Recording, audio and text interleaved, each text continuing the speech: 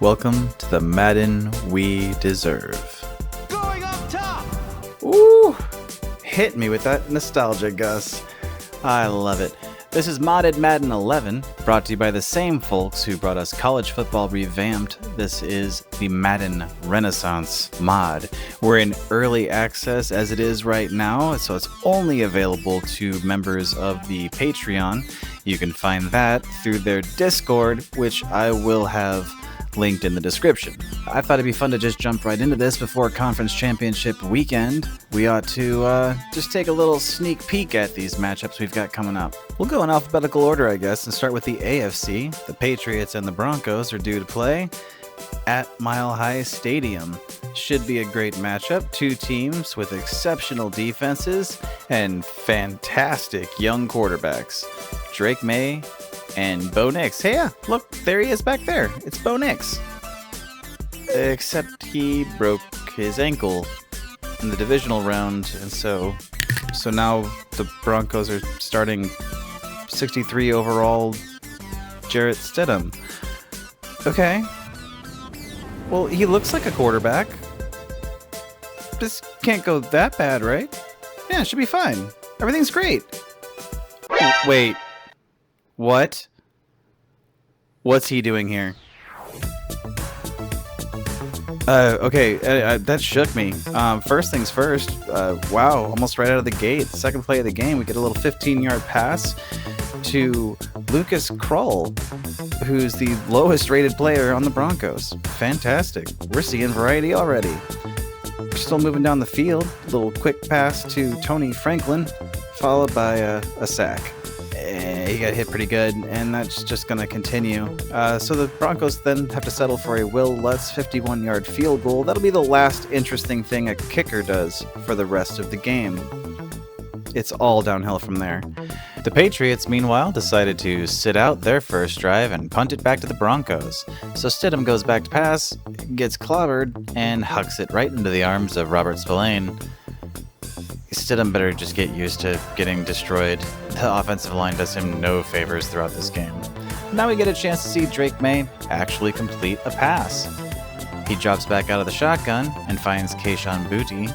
Now, he and Boutte have quite the connection. That's going to happen about 15 more times this game. There's another one. And the Patriots are now driving deep into Broncos territory. Drake May back to pass and gets thrown to the ground. Kind of a drive-killing sack.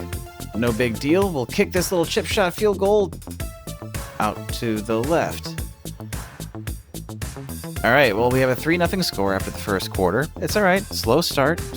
These things happen. These are both great defensive teams. Oh my goodness, are you kidding me? Not a punt? A fake punt. A fake punt was called by the CPU. What? Amazing. Sean Payton calls a fake punt. Even fake Bill Belichick, who shouldn't even be here, cannot believe it. So now the Broncos get a chance to do something with it. And Jarrett Stidham says, check me out. I'm a stud. Hucks it for that first down. But look at the spinorama. This man's got style and power. All the kids are going to be doing that move on the playground. Next play, RJ Harvey barreling up the middle, down inside the 5. The Broncos are pushing, except, well, then they have a holding penalty, and they huck the ball out of bounds. And then Stidham back to pass. Still back. This makes up for every play that he had no time, because all he did was get right back to where they started. Now, last chance. Find someone in the end zone.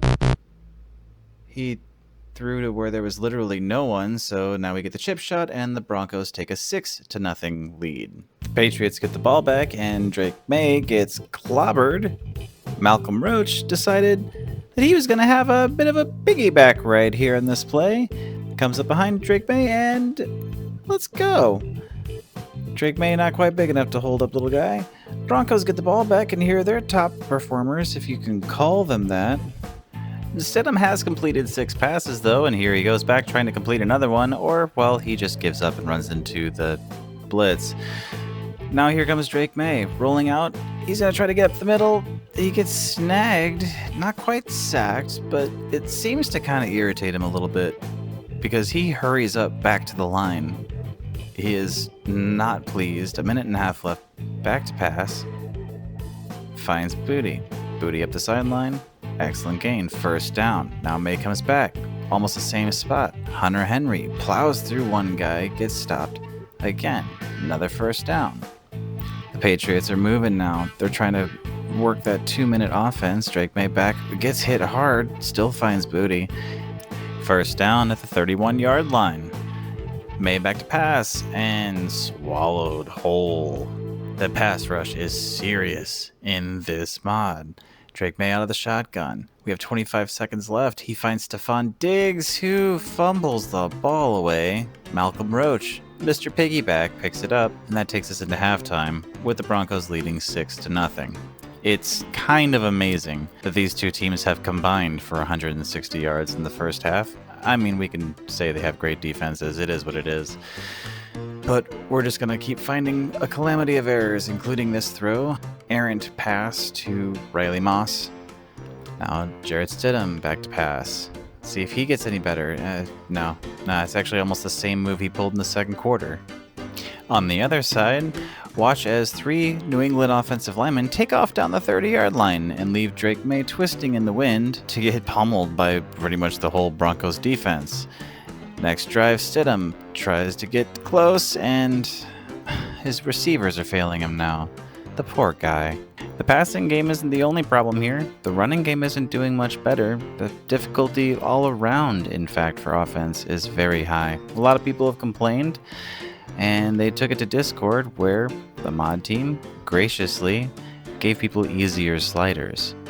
Now, we don't have those here yet, leading to Collinsworth saying this.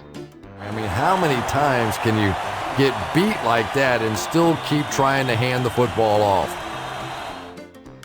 Yeah, but at least this guy's happy. I think. Is he? That guy's crying. Alright, well, most of the game so far has been a lot of this. Back and forth punting. Oh, good times. But unfortunately, it's about to get very ugly for our hero.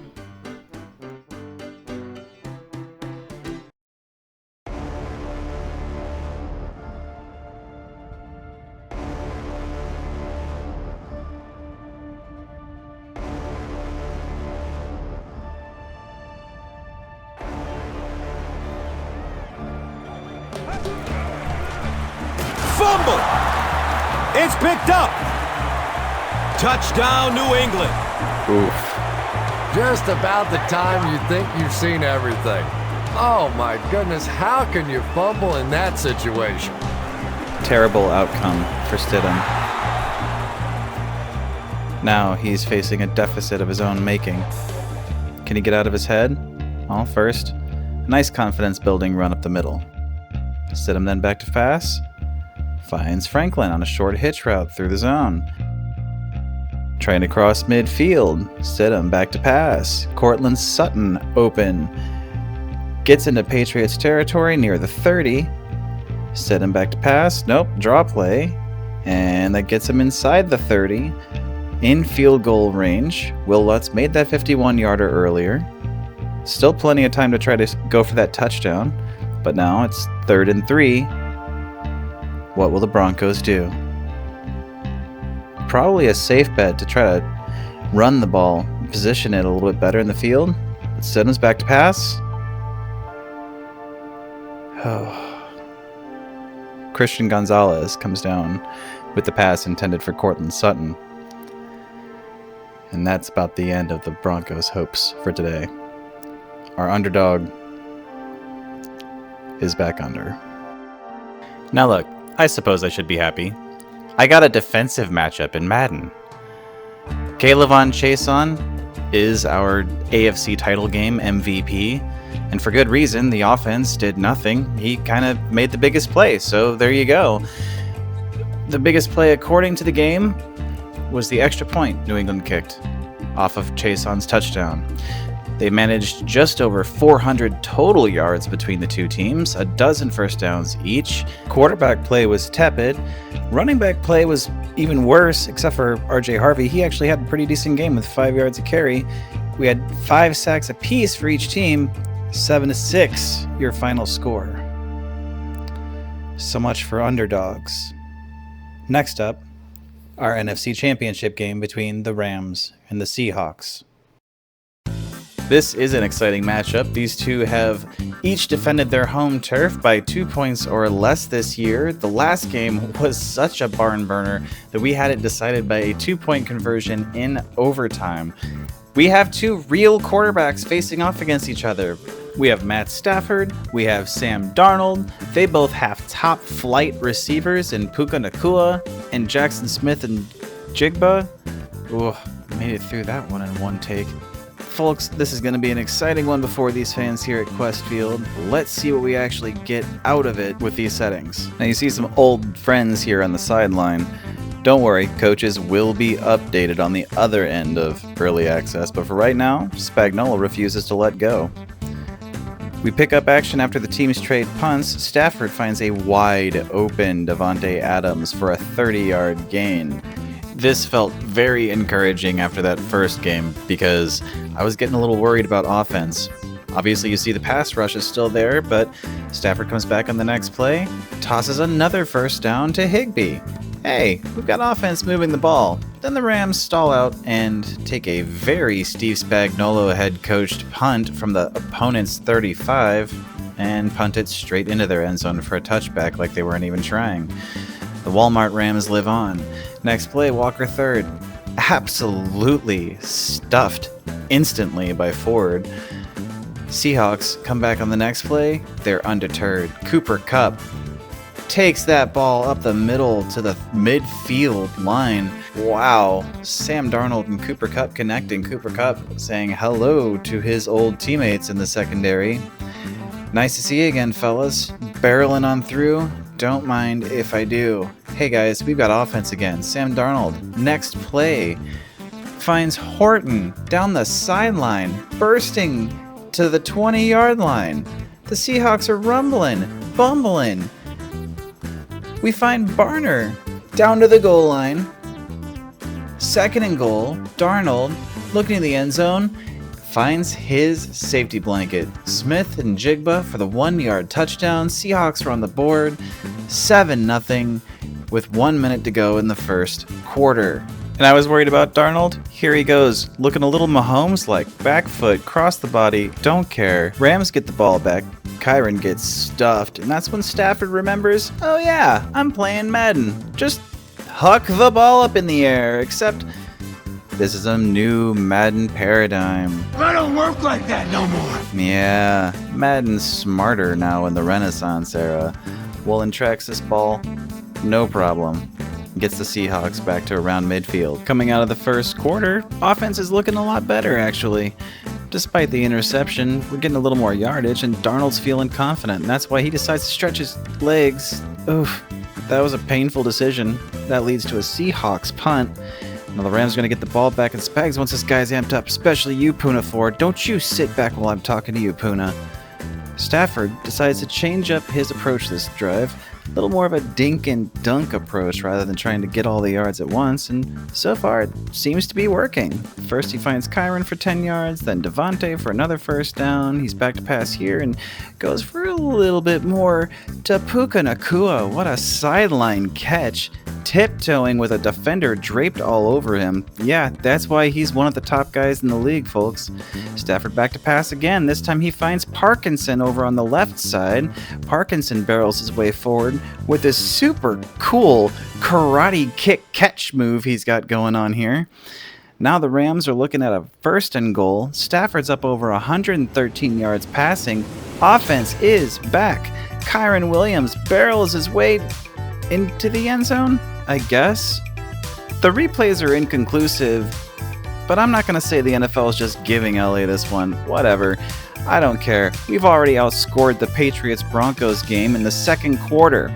Nice drive, too. This near safety by the Seattle defense is about the only interesting thing that happened in the rest of the half as they traded a few punts. And we go into halftime. Hey, whatever. We've got a 7-7 score. Those rushing yards are kind of a problem. We'll look into some settings for next week's Super Bowl, but for right now, hey, the passing game looks okay. Those are reasonable stats for a first half. We pick it up in the second with the Seahawks running the ball, and Kenneth Walker gets a nice little gain here. Can't have that, so the inevitable backswing is Byron Young knifing right through the Seahawks offensive line, just finding the hole in that stretch and blowing Kenneth up.